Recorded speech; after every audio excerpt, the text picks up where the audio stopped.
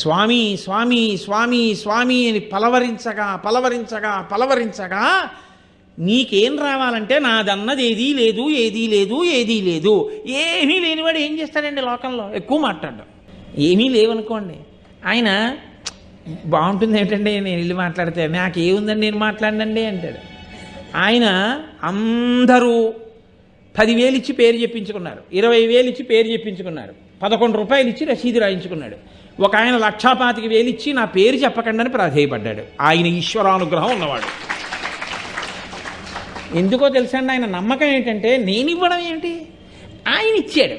ఇప్పుడు వీళ్ళు నేను ఇచ్చానని చెప్తే దొంగని గాను, నీవా ఇచ్చావు నీదా అని అడిగితే ఏం చెప్పను? అందుకని వద్దండి, ఈశ్వరుడు నా చేత ఇప్పించాడు మీకు, అందుకని మళ్ళీ పేర్లు నేను ఈశ్వరుడని రాయండి అంటే అదేమిటండి అని తర్కం ఇవన్నీ ఎందుకు? అందుకని పేరు వద్దు, పేరు చెప్పకండి. అందుకే గుప్తదా